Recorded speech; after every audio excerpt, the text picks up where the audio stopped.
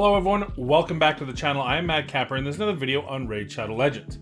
Before we get into the actual video, I want to ask you all, please like and subscribe. This video and any other video you watch really helps me out with YouTube, and equally important, it helps me reach that 5,000 subscriber goal that I am aiming for by the end of the year. I don't normally ask out loud for your subs.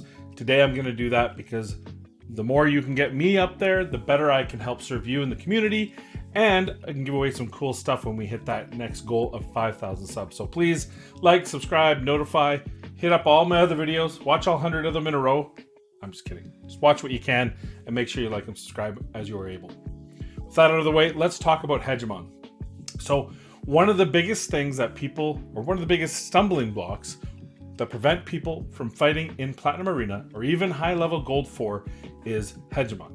He's a very difficult champion, or can be a difficult champion to deal with, but if you know how to deal with him and you have some of the different champions that are able to deal with his abilities, then you too have the opportunity to fight Hegemon and win. So without further ado, let's take a look at Hegemon. Here is Hegemon. Before we get into actual showing you arena fights, I just want to talk a little bit about his abilities and what happens, what triggers during his abilities, and then we'll talk about the type of Hegemons that are built out there. I don't have one, so I can't show you one that is specifically built, but I've seen enough and I know, and I've dealt with enough that I know the general consensus on how these are built. So here's the Hegemon. He's got a good attack and he's got some crit damage, and that's how he's going to be typically built. His passive is what makes him so dangerous. He always goes first each round. And, you know, obviously if there's multiple Hegemons, we're not talking about that. I don't have a Hegi counter. That is one way to counter a Hegemon, is to actually counter him by being a faster Hegemon and trying to kill him before he kills you. But, you know, for the rest of us, we're going to counter him in different ways, which I'll show you in a bit. So this is the deal. And then he's going to use this Crippling Cold first, which is going to put a decrease attack for 50% for 2 turns, and has a 50% chance of putting a block cooldown skills for 2 turns, which means he's going to lock out your abilities. Obviously, he doesn't lock out passives, but he's going to lock out any of your A2s, A3s, etc., which is a double whammy. Not only does he decrease attack, so if you do not deal with this somehow, you are going to be hitting very weak with your attack champion if you get a chance to go. And secondly, he's going to lock it out, so if you're speed boost, any of those sort of champions that you need to progress, debuffs, those sort of things are going to be locked out, so they aren't able to do that. And as for how the Hegemon is built, there are 2 different ways to build out a Hegemon. You can build them control. A control Hegemon is less worried about damage and more about accuracy. So they want a control Hegemon is built to make this land. Obviously, this is more for offense. When you've already fought a team, you know the team doesn't have immunity, that sort of thing, and you're just going in to lock out as many champions as possible to give yourself an advantage in the fight. That is how it used to be built out a lot of the time. That is no longer the case. More prevalent is the Nuke Hegemon. And the Nuke Hegemon is giving enough accuracy that this will land on some of the champions, but is not specifically worried about these landing on all or most of the champions, knowing that there are so many ways to counter that. And instead, they're going to nuke really hard. So that's 0 speed, that's 300, 350, as much crit damage as they can get, as much attack. I've heard 7, 8k Hegemons out there, and full crit rate. But the current meta, that isn't how they're built either. Typically, now you're going to find full nuke Hegis, you're going to find full control Hegis out there. But the hybrid is, or sort of hybrid, is what you're going to find the most of. And that's actually a nuke Hegemon, but with stepped back crit rate. So it's not a crit capped champion. They keep the crit rate between around 60% crit rate, 60 to 70. So therefore, it's going to reduce the amount of procs you can possibly get for Cycle of Revenge. And we'll talk about that in a second. But that allows them to possibly nuke 1 or 2 champions down to very low health, or if you don't have a shield, to 0 health.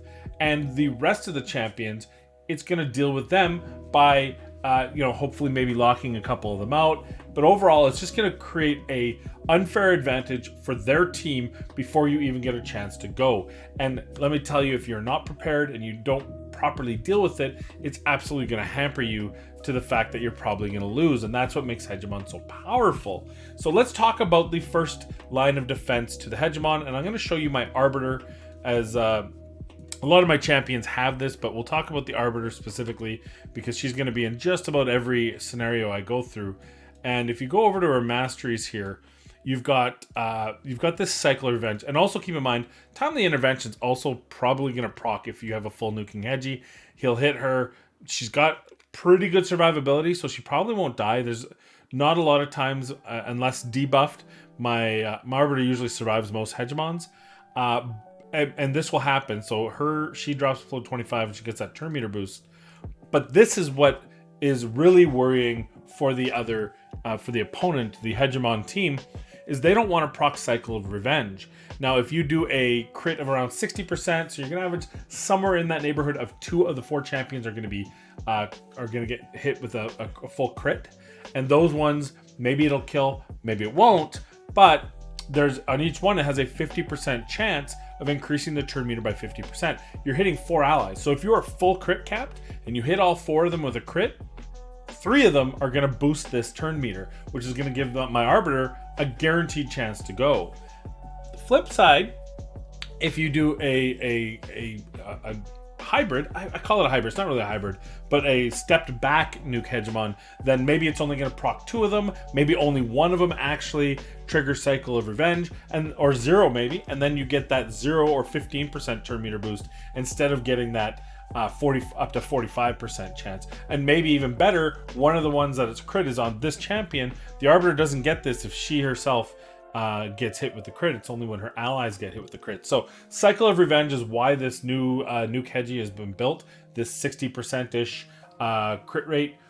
And so this is your first line of defense, and it's typically for your turn meter boost slash defensive capability slash crowd control. Any champion that can help you get back on even footing, you're going to want to have that Cycle of Revenge. So there is the first line of defense. But because of this, we're going to need to have certain champions do certain things. So we're going to head right into the arena. I'm going to fight my way through Platinum. It is midweek, so don't think this is me being a champion, but it is, at least I'm getting reasonably built teams to fight against. We'll show you what we do to combat the Hegemons as we go through, and hopefully help you win a few more matches every week in the arena. So I've gone back and forth on how to best explain these for you, but what we're going to do is I'm just going to kind of go through a couple of different configurations I'll use, and then what I'll do is I have a whole bunch of footage of me fighting my way up to number 1 plat. It's midweek. That's not a flex, just so I can show you that's where all the Hegemon teams are. So I was able to climb up and fight the different Hegemon teams and use the different counters in it. And then I'll actually put an infographic in a pinned comment so you guys can see the builds of the champions I used for these counters. So here's forget the team. I just want to use the box so that I can show you the different ones. So the first scenario is it's a control Hegi. You typically find out after fighting a same person 1 or 2 or 3 times, every time you're getting no real damage. You didn't get any damage twice, even after the first time. If there's 0, people got crit rate. Yeah, that can be bad RNG on their part, or it can be a control Hegemon. In that case, what I'm going to do is I'm not going to bring in the or at least potentially I don't have to bring in the shield set champions, so I could bring in something like this, right? I know they're going to hit me. If they have a booster, I'm going to take out their booster with Rotos because he'll be triggered. Hopefully, if he doesn't even get hit that hard, then I'm probably I'm not that worried anyway. So, I can bring in a double nuke. I can bring in sort of whatever I want because I know that the other team is running a control. I very rarely use against non-control teams because typically there are control teams or they're not control Hegemons, therefore I need something a little bit stronger. So my base configuration that I use against Hegemon is this right here, and this gives me a couple things. So first off, just to make you guys aware, all the champions of mine that are in immunity set, I've given a denotation of 3, except for him. He's driving me crazy. I've changed him like 10 times. He does not. That's what he wants to be. Just what he wants to be. Everyone else, everyone else who has a 3 beside their name is in immunity gear, and that gives me an easy, quick look at the different champions I have to make different combinations here. So everyone that's got the little defense proc is in a shield set. I have 3 kind of in this front page. I have a couple more that I wish I had a lot more, but I have 1 more Hawkhorn who I actually have to change because I don't like him being so slow. Anyway, long story short, we have this is our kind of our palette to build teams with, and the most common one I go with is here. So it's Molly in a shield set. She's going to give me a 15% turn meter boost when she's hit, and that's going to allow my Arbiter to jump. Keep in mind that she also has Timely Intervention and Cycle of Revenge. Both have opportunities to proc if the Hegemon hits anyone hard enough, and then of course Timely Intervention if the Arbiter gets hit down to less than 25% health. So, or anyone on the team gets less than 25% health, I should say.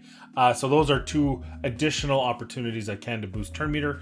But in this particular scenario, my Arbiter is 302 in immunity, and therefore she's going to be 356 point whatever, I think 18 in my case, when she gets that turn meter boost, which means anyone 356 or slower, I've now cut that team. After that, you still have to make the rest of your team go in sequence. You do still have to worry about their team, Valkyries, and etc. But that's just the piece dealing with the Hegemon. The next scenario is if it is a nuke Hegi. If I know it's a nuke Hegi, or even if it's a hybrid that just is hitting me really hard and I'm going after it a second time, I can go with a double shield set. In this case, it's actually a triple because, of course, Chris puts up his own shield plus the 2 shield sets. But this is going to ensure that no matter how hard that Hegi nukes, he's not killing me. This can also be good if you're following up with a Trunda. You're not sure if you're going to be able to cut. Not a guarantee, but at least you've got an additional opportunity for some or all of your champions to survive, especially when you're using a Force Affinity champion against a Trunda. Gives you that potential to weak hit as well. So there's a lot of things going in your favor when going up. So this is the double shield. You can go double boost, which I do occasionally, although not as much as I used to. And this is actually a double win because it actually gives me a strip as well. So in this particular scenario, we're getting a double boost. We're getting the boost from Molly. Well, triple boost, I guess, if you look at this. We're getting the boost from Molly. We're getting the boost from, hopefully, from Arbiter going first after the Hegemon. And then we're getting the boost and the strip from Sathalia. And then finally, we're getting the nuke. You can also, then there's a couple of different ways you can do this. In this particular case, I know I'm going to be faster. I assume I'm going to be faster. There's a small chance that they're faster, but because I'm using the aura and she's not, I'm fairly confident that I'm going to go before them. In which case, I will use a better shield. So that just protects me from any kind of damage going on them. And then I can do anything from here. I can use, if I feel like, say this was a Siphi, I could bring in Valkyrie to counter Siphi's abilities and cut that way, right? Or perhaps I feel like I need a double nuke because I'm worried about how much health a champion has. Say that, who's that big woman, Ursuga, right? I want to have double hit on that. I don't have him in an immunity set, but if I had him in an immunity set, then I could counter with a stun. There's different things you can do from this point. I could bring him in with the shield set, so I have double shield, plus I get that initial counter attack from Koronor. If I bring in Manaya with him, I could do that, right? Where are you, Manaya? Manaya Inc. Oh, I bet you she's in the vault. I can use this scenario, right? So I'm giving myself the speed lead, but I know that I'm going to counter, which means I'm going to actually debuff their speed, and we're going to have a pretty good chance. I can go with my personal favorite. Thank you to Deadwood. I can actually go with a double Koronor, which this is a scenario where I wouldn't use this in this scenario necessarily. I would use this in a scenario where I knew there's no other means by which I was going to be faster. So I'm going to try to double mess with the turn meter of the entire other team. So I've got a shield set to survive the nuke, and then both of these guys are going to go, which is going to reduce the enemy by 10%, assuming they land, 10%. for each of them, so that's a 20% reduction in their turn meter, which is hopefully going to give me a chance to nuke with my champion. This is a very difficult one to use because you have to assume way too many things. You have to assume that you can reduce their turn meter with the Coronor. I also have one of them in shield set, the other one's in a taunt set, so it's going to give me a chance to control, but if they have immunity, then that's useless. If they have high resist, then I'm not going to be able to reduce their turn meter with my champions because to get them at the stats they needed, they don't have the high levels of accuracy as well. They have good accuracy, but not like 600, 700, 800 accuracy by any means. So there's a lot of problems with this, but this is either of these scenarios with just one. If you have the tandem and you don't have a molly, you got to make do. You can even do this if you're just trying to do whatever you can to go first. It's just about trying to get that go first mechanism. So final scenario, which I nearly forgot to mention, is Sky Touch Shaman. Anytime you don't have enough immunity champs, you can use Sky Touch Shaman as the great equalizer. She needs to go before whichever champs that may potentially be locked out. In this case, it's going to be our Krisk and our potentially our Ethos. So what we're doing is we have immunity in our boost, we have immunity on Sky Touched, and then we are able to cleanse the lockouts and the decreased attack from Hegemon, and then add immunity to ourselves, and of course add a revive on death, which is a nice touch to have. I wouldn't fight this team with it because Madame Saris is there, and you know, once we run that, if she likes what she sees and wants to steal it, she will. So this would be the final scenario, and that's any kind. For example, with Canderfon being affinity and there's a Duchess as an issue, a lot of the times I'll bring in this scenario to allow my Ethos to take care of Duchess much easier than my Canderfon can. I don't use it as much because I think Canderfon under Veil just hits a little bit harder and is a little bit more survivable because under Veil he takes less damage as well. But there are scenarios where you may need to be into this, or maybe you just don't have a nuking champion in immunity. The downfall of this, which is why I don't like using it, is I don't get to use my debuff / strip, and I prefer this scenario. And again, against this team, I would probably bring in Molly as well to make sure I'm going first. So, you know, how it just gets to be too much. When I'm doing this, I'm worried about being cut, and, you know, it just doesn't make it a seamless event. My Ethos is tuned to my... isn't tuned to this team. He's too slow for this team. He's tuned to my Lysandra. But this would be the fourth scenario you use, or fourth, 20th. I don't know how many scenarios I've shown. This would be another option for you if you don't have a nuke immunity team. Sometimes you just don't get the gear for it. You can use Sky Touched. Hawkhorn would also work to be able to cleanse and then immunity you so that you don't worry about Tormund teams as well. I use this more for Tormund teams than I use for Hedgie teams. I like the other options more against Hedgie teams, but again, it just depends on what gear you have and what you're able to do with your nuking champions. I happen to have several nuking champions. If you only have one champion that's a legit nuking champion in Arena, you're obviously going to go with the best damage you can, which is typically Savage, and you can't have Savage and immunity, so this would be a perfect scenario to give yourself that cutting edge and bring in your Ethos in, or your Trunda in Savage gear to fight this, fight the opponent. So it is a definite option out there. Now we're just gonna fly through a bunch of fights that I had today. Not even all of them. I'm just going to try to put as many until it gets to be too long. We're going to run it in 2 times. We're going to throw some music to it. And I hope you enjoyed it. I hope you enjoyed the video. Yeah, let's roll it.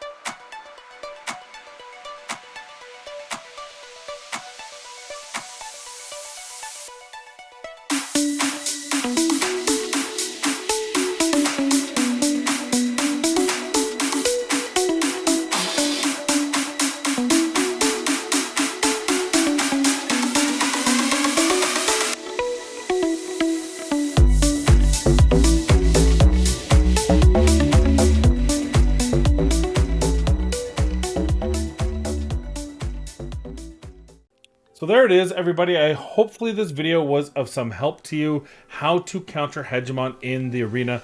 This is going to be wherever you find Hegemon, obviously most prevalent in the Platinum Arena rankings. And while we are midweek, we were able to use specifically countering Hegemon teams exclusively to push ourselves into #1 ranking. This won't stay this way. As soon as I refresh out of here, I will no longer be #1. But the point was to show you that you can do this. It does get more difficult towards the end of the week, so do not expect this to be a cakewalk or a pushover. As you get further along in the week, the teams that you have to face, even the Hegemon teams, get significantly more difficult. One of the teams we could not find was a Necrit team. So when you're using or going up against a Necrit team, just skip them. Just skip it. There are ways to beat Necrit. They aren't fun. You have to kill Necrit. So your best bet is like a double Rotos team, double Rotos Siphi team. Countering Hegemon is always a top tier counter. But if you don't have that like I do, I just don't even bother facing Necrit teams in Platinum Arena because they are so difficult to deal with. And usually they're locking down the Trunda, which means that she'll live long enough to kill you or whoever their nuking champion is. Anyway, that's all I have for you today. I hope you enjoyed it. I hope you stay safe, be kind, and we'll see you in the next video.